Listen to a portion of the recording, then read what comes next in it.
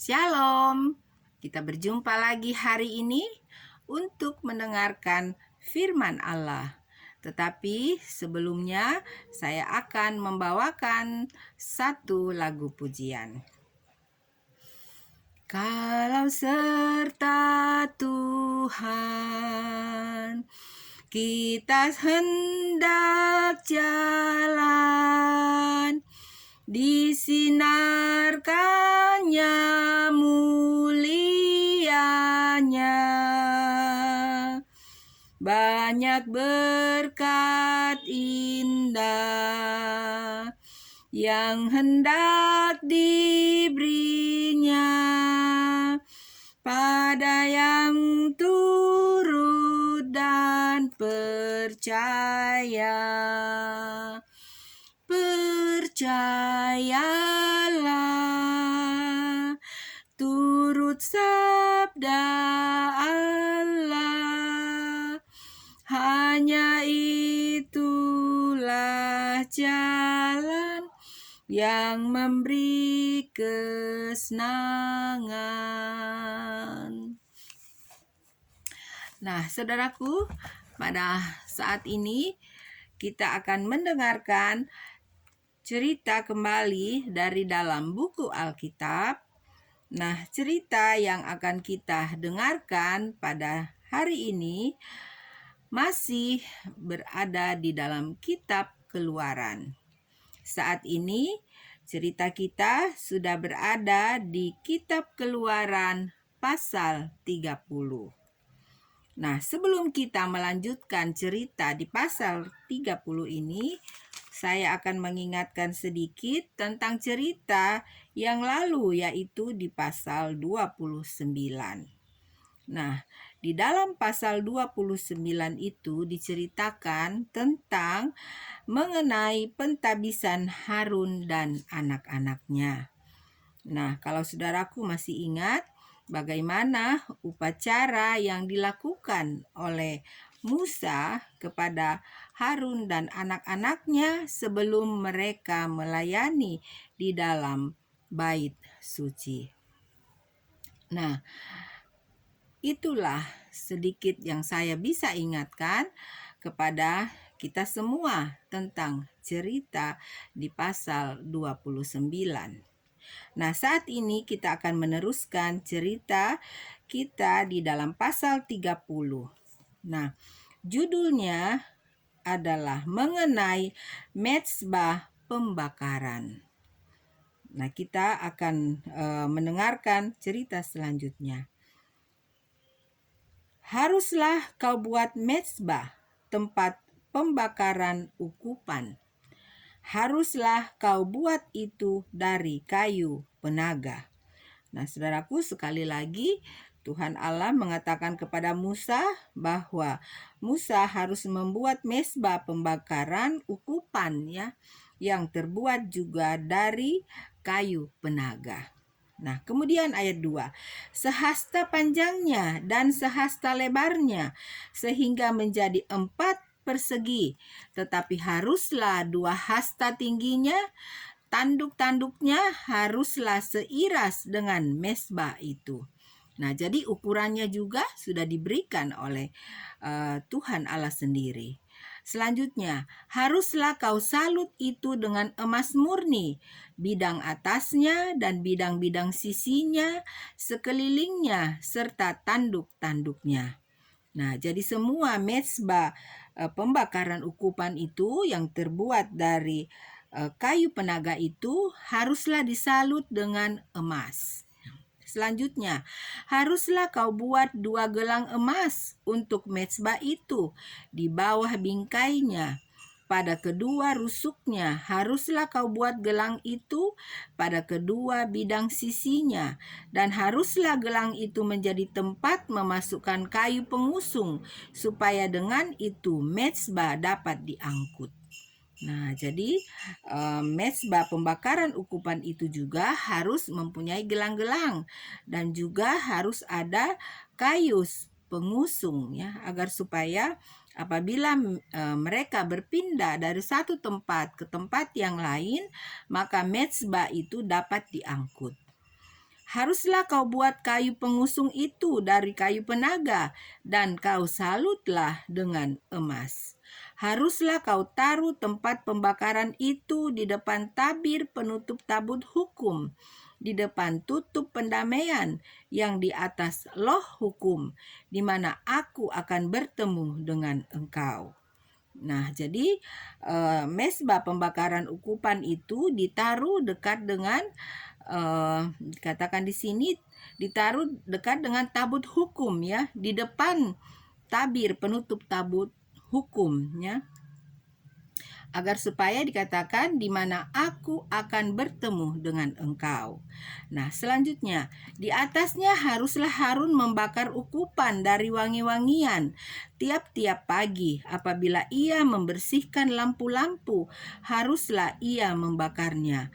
Juga apabila Harun memasang lampu-lampu itu pada waktu senja, haruslah ia membakarnya sebagai ukupan yang tetap di hadapan Tuhan di antara kamu turun-temurun. Nah, jadi guna daripada mesbah pembakaran ukupan itu yaitu agar supaya Harun dapat menaruh wangi-wangian, ya, tiap pagi dan petang dikatakan. Jadi Harun masuk ke dalam bilik yang maha suci, kemudian dia menaruh ukupan wangi-wangian, dan kemudian juga dia sambil memasang akan pelita, ya. Nah, selanjutnya ayat 9. Di atas mesbah itu janganlah kamu persembahkan ukupan yang lain. Sebelum ayat 9, ayat 8 dulu. Juga apabila Harun memasang lampu-lampu itu pada waktu senja, haruslah ia membakarnya sebagai ukupan yang tetap di hadapan Tuhan di antara kamu turun-temurun. Nah, jadi 2 kali, ya, sehari Harun harus melakukan itu, yaitu pagi dan senja dikatakan. Nah, selanjutnya ayat 9. Di atas mesbah itu janganlah kamu persembahkan ukupan yang lain, ataupun korban bakaran, ataupun korban sajian. Juga korban curahan, janganlah kamu curahkan di atasnya. Nah, jadi di atas mezbah ukupan, pembakaran ukupan itu dikatakan tidak boleh diadakan persembahan yang lain, ya, persembahan korban yang lain selain daripada wangi-wangian yang dikatakan Tuhan Allah tadi. Nah, ayat 10. Sekali setahun haruslah Harun mengadakan pendamaian di atas tanduk-tanduknya dengan darah korban penghapus dosa. Pembawa pendamaian haruslah ia sekali setahun mengadakan pendamaian bagi mezbah itu di antara kamu turun-temurun. Itulah barang maha kudus bagi Tuhan. Nah, jadi dikatakan pula bahwa sekali setahun Harun harus mengadakan pendamaian, ya. Dikatakan pendamaian di atas tanduk-tanduknya dengan darah, ya, darah korban. Nah, itu melambangkan penghapus dosa, pembawa pendamaian, ya. Itu harus dilakukan setahun sekali oleh Harun. Nah, itulah cerita dari pasal 30 ini dari ayat 1 hingga ayat 10. Nah, saat ini kita akan melanjutkan di ayat 12. Tetapi judulnya sudah berbeda. Mengenai persembahan khusus pada waktu pendaftaran orang Israel.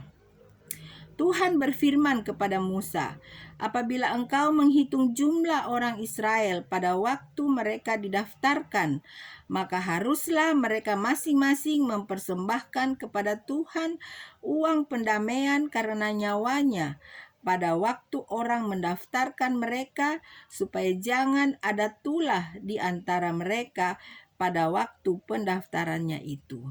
Nah, diceritakan juga di sini bahwa Musa harus menghitungnya berapa banyak orang Israel, ya.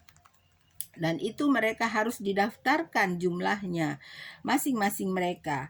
Dan sementara itu mereka juga harus membawa persembahan kepada Tuhan, yaitu uang pendamaian karena nyawanya. Nah, itu harus mereka lakukan, ya, pada saat diadakan pendaftaran oleh Musa. Nah, selanjutnya ayat 13. Inilah yang harus dipersembahkan tiap-tiap orang yang akan termasuk orang-orang yang terdaftar itu. Setengah sikal ditimbang menurut sikal kudus. Sikal itu 20 gera beratnya. Setengah sikal itulah persembahan khusus kepada Tuhan. Nah, jadi jumlah persembahan khusus yang diberikan oleh bangsa Israel yang sudah terdaftar namanya, ada juga hitungannya ya. Jadi mereka tidak sembarangan untuk membawa jumlah daripada uang persembahan mereka. Ada jumlah yang sudah ditentukan oleh Tuhan Allah. Nah, selanjutnya ayat 14. Setiap orang yang akan termasuk orang-orang yang terdaftar itu yang berumur 20 tahun ke atas haruslah mempersembahkan persembahan khusus itu kepada Tuhan. Nah, ada juga ketentuannya ya. Jadi orang yang mendaftar yang sudah dikatakan 20 tahun ke atas saja ya yang bisa membawa akan persembahan khusus itu. Nah, selanjutnya ayat 15. Orang kaya janganlah mempersembahkan lebih dan orang miskin janganlah mempersembahkan kurang dari setengah sikal itu. Pada waktu dipersembahkan persembahan khusus itu kepada Tuhan untuk mengadakan pendamaian bagi nyawa kamu sekalian. Nah, jadi baik orang miskin, baik orang kaya dikatakan harus sama ya. Dikatakan tidak boleh kurang dari setengah sikal ya. Jadi tidak boleh kurang dari ketentuan jumlah yang sudah ditentukan oleh Tuhan Allah itu. Nah, kemudian ayat 16. Dan haruslah engkau memungut uang pendamaian itu dari orang Israel dan menggunakannya untuk ibadah dalam kemah pertemuan, supaya itu menjadi peringatan di hadapan Tuhan untuk mengingat kepada orang Israel dan untuk mengadakan pendamaian bagi nyawa kamu sekalian. Nah, jadi guna persembahan khusus itu dikatakan digunakan untuk ibadah ya dalam kemah pertemuan. Nah, jadi uang itu digunakan tentunya oleh biaya di dalam kemah pertemuan itu. Nah, selanjutnya di ayat 17. Nah, judulnya juga sudah berbeda. Mengenai bejana pembasuhan. Berfirmanlah Tuhan kepada Musa, haruslah engkau membuat bejana dan juga alasnya dari tembaga untuk pembasuhan, dan kau tempatkanlah itu antara kemah pertemuan dan mezbah, dan kau taruhlah air ke dalamnya. Nah, jadi ada lagi yang dikatakan bejana pembasuhan ya. Jadi itu terbuat dari tembaga. Nah, kemudian ditaruh di antara kemah pertemuan dan mezbah. Dan kemudian bejana pembasuhan itu diisi dengan air. Nah, kita lihat nanti apa guna bejana pembasuhan yang telah diisi dengan air ini. Ayat 19. Maka Harun dan anak-anaknya haruslah membasuh tangan dan kaki mereka dengan air dari dalamnya. Oh, jadi Harun dan anak-anaknya harus membasuh tangan dan kaki mereka terlebih dahulu ya di dalam bejana pembasuhan tadi. Nah, kemudian apabila mereka masuk ke dalam kemah pertemuan, haruslah mereka membasuh tangan dan kaki dengan air supaya mereka jangan mati. Demikian juga apabila mereka datang ke mezbah itu untuk menyelenggarakan kebaktian dan untuk membakar korban api-apian bagi Tuhan. Nah, jadi sebelum mereka melayani di dalam bait suci itu, mereka harus terlebih dahulu mencuci kaki dan tangan mereka ya di dalam bejana pembasuhan. Nah, selanjutnya haruslah mereka membasuh tangan dan kaki mereka supaya mereka jangan mati. Itulah yang harus menjadi ketetapan bagi mereka untuk selama-lamanya, bagi dia dan bagi keturunannya turun-temurun. Nah, jadi saudaraku sangat kudus ya, sangat teratur ya apabila Harun dan anak-anaknya akan melayani di dalam bait suci. Nah, selanjutnya kita mendengarkan cerita dari ayat 22. Nah, judulnya juga sudah berubah. Judulnya mengenai minyak urapan yang kudus. Nah, jadi kita akan melihat di sini bagaimana itu tentang minyak urapan ya yang mereka harus buat. Nah, berfirmanlah Tuhan kepada Musa, ambillah rempah-rempah pilihan, mur tetesan 500 sikal, dan kayu manis yang harum setengah dari itu, yakni 250 sikal, dan tebu yang baik 250 sikal, dan kayu teja 500 sikal, ditimbang menurut sikal kudus, dan minyak zaitun 1 hin. Nah, jadi kita lihat di sini bahan-bahan yang ditentukan lagi ya oleh Tuhan Allah untuk minyak urapan itu ya. Jadi tidak sembarangan orang mencampur bahan-bahan yang tidak jelas ya. Semuanya harus jelas bahan apa itu dan jumlahnya juga harus jelas. Nah, selanjutnya ayat 25. Haruslah kau buat semuanya itu menjadi minyak urapan yang kudus, suatu campuran rempah-rempah yang dicampur dengan cermat seperti buatan seorang tukang campur rempah-rempah. Itulah yang harus menjadi minyak urapan yang kudus. Nah, jadi itulah tadi campuran daripada minyak urapan ya. Dikatakan ada mur, ada kayu manis, kemudian ada tebu, 250 sikal, dan ada kayu teja, dan ada minyak zaitun. Nah, itulah dia bahan-bahannya. Nah, kemudian ayat 26. Haruslah engkau mengurapi dengan itu kemah pertemuan dan tabut hukum, meja dengan segala perkakasnya, kandil dengan perkakasnya, dan mezbah pembakaran ukupan, mezbah korban bakaran dengan segala perkakasnya, bejana pembasuhan dengan alasnya. Haruslah kau kuduskan semuanya, sehingga menjadi maha kudus. Setiap orang yang kena kepadanya akan menjadi kudus. Engkau harus juga mengurapi dan menguduskan Harun dan anak-anaknya, supaya mereka memegang jabatan imam bagiku. Nah, jadi di pasal yang lalu sudah dijelaskan ya tadi tentang bagaimana pentabisan daripada Harun dan anak-anak Harun. Dan ternyata juga semua peralatan di dalam bait suci itu harus juga diurapi ya, atau harus dikuduskan terlebih dahulu, baru dapat dipergunakan untuk menyembah kepada Tuhan Allah. Nah, selanjutnya ayat 31. Dan kepada orang Israel haruslah kau katakan demikian, inilah yang harus menjadi minyak urapan yang kudus bagiku di antara kamu turun-temurun. Kepada badan orang biasa janganlah minyak itu dicurahkan, dan janganlah kau buat minyak yang semacam itu dengan memakai campuran itu juga. Itulah minyak yang kudus, dan haruslah itu kudus bagimu.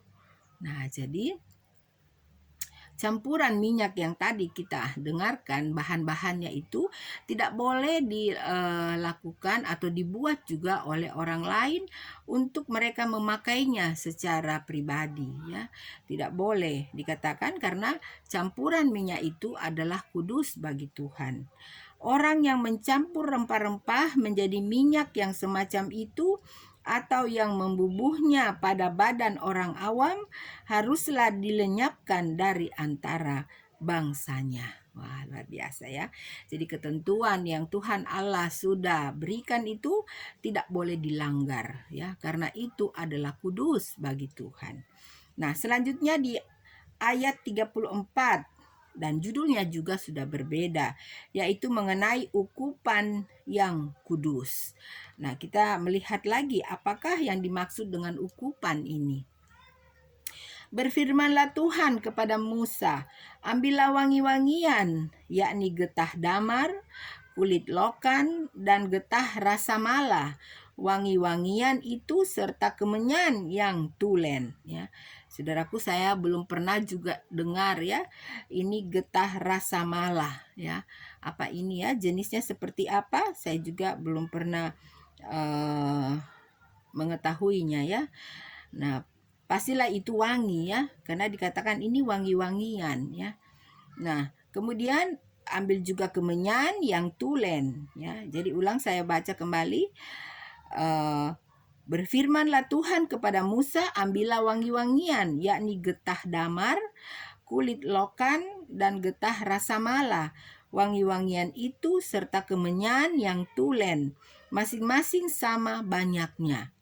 Semuanya ini haruslah kau buat menjadi ukupan, suatu campuran rempah-rempah, seperti buatan seorang tukang campur rempah-rempah, digarami, murni, kudus. Nah, jadi wangi-wangian ini juga ada dicampur dengan dikatakan garam ya, digarami ya, murni, kudus. Nah, kemudian ayat 36. Sebagian dari ukupan itu haruslah kau giling sampai halus, dan sedikit daripadanya kau letakkanlah di hadapan tabut hukum di dalam kemah pertemuan di mana aku akan bertemu dengan engkau. Haruslah itu maha kudus bagimu. Dan tentang ukupan yang harus kau buat menurut campuran yang seperti itu juga, janganlah kamu buat bagi kamu sendiri. Itulah bagian untuk Tuhan yang kudus bagimu. Nah, sekali lagi Tuhan Allah mengatakan kepada Musa bahwa campuran ini, campuran wangi-wangian untuk ukupan ini tidak boleh juga dibuat ramuan oleh orang biasa ya, atau orang lain, baru dipergunakan secara pribadi ya. Jadi ini hanyalah khusus untuk ukupan wangi-wangian untuk dipersembahkan kepada Tuhan Allah. Nah, selanjutnya ayat 38. Orang yang akan membuat minyak yang semacam itu dengan maksud untuk menghirup baunya haruslah dilenyapkan dari antara bangsanya. Nah, saudaraku, jadi sama ya dengan tadi minyak urapan itu ya, tidak boleh juga dicontoh ya pembuatannya. Begitu juga dengan ukupan tadi atau wangi-wangian yang harus dipersembahkan kepada Tuhan, tidak boleh ditiru dan dipergunakan oleh orang biasa ya, selain daripada Harun dan anak-anaknya, tentunya untuk kemuliaan nama Tuhan. Nah, saudaraku, dimanapun saja berada, cerita daripada kitab Keluaran pasal 30 ini sampai sekian ya. Ayatnya dari ayat 1 hingga ayat 38. Nah, saya percaya saudaraku sudah mendengarkan bersama-sama dengan saya akan cerita daripada firman Allah ini. Dan sekiranya saudaraku ingin untuk mengulangnya kembali, apakah itu membacanya secara pribadi langsung di Alkitab, ataukah saudaraku mau mendengarkan video saya kembali, silahkan. Dan biarlah kita dapat merasakan betapa kudusnya apabila kita mau menghadap kepada Tuhan Allah ya.